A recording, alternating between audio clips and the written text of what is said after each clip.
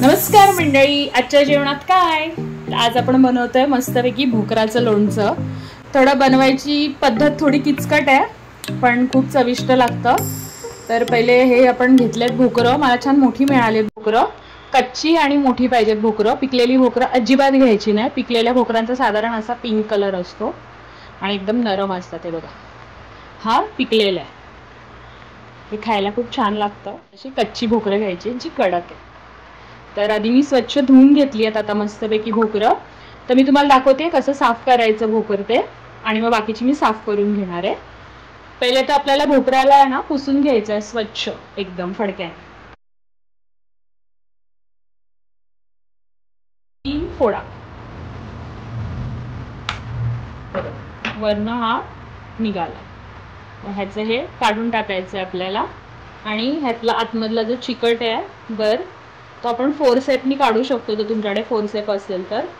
आता हाताने काढलात तरी चालेल. तर हे चिकट जे आहे ना ते घालवण्यासाठी मीठ घ्यायचं, जरा जास्तच घ्यायचं. आतमध्ये टाकायचं आणि ह्या ज्या दोन्ही वाट त्यात हे मीठ चांगलं भरायचं.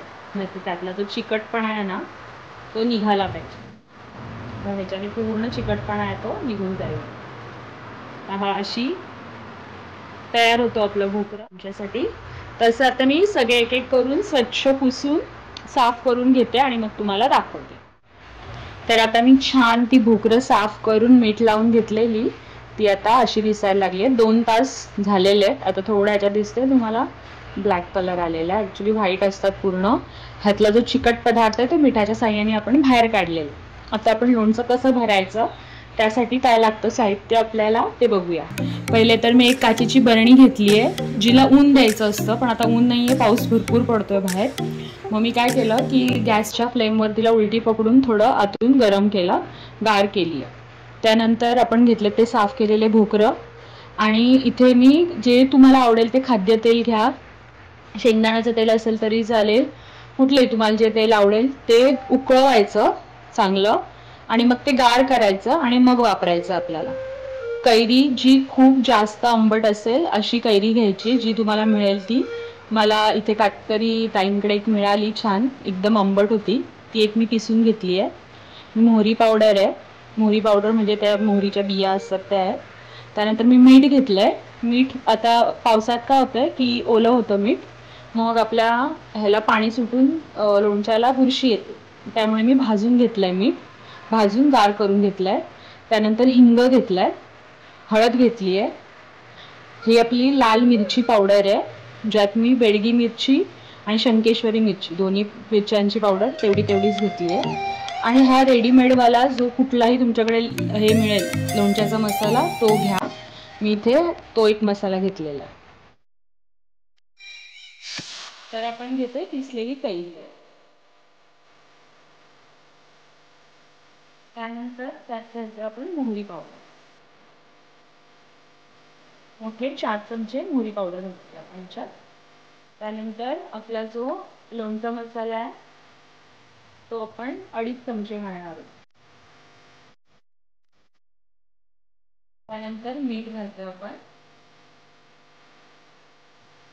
मोठे 3 चमचे. तर हळद 1 चमच, हिंग अर्धा चमच, लाल मिरची पावडर 1 चमच.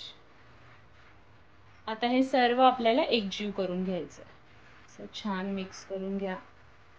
मेन तर आहे ना, हे मिक्स झालं की जो कलर येतो ना इतका सुंदर येतो, असं वाटतं ते लगेच खावं.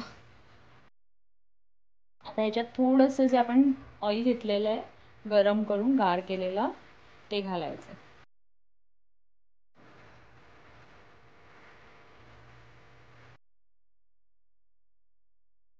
सारण जे आहे ते आपण आता भोकरांमध्ये भरून घेणार आहे.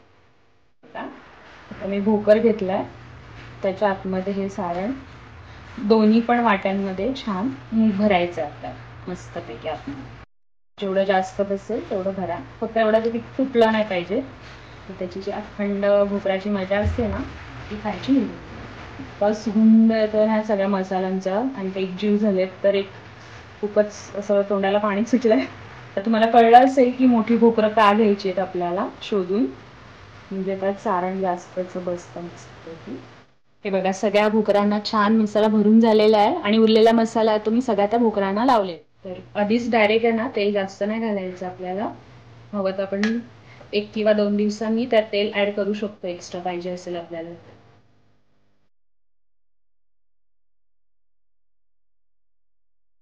तर आपण आधी 1 वाटी जे आपण ऑइल घेतलेलं आहे ना तेच फक्त आता ह्याच्यात आपण घालणार आहोत.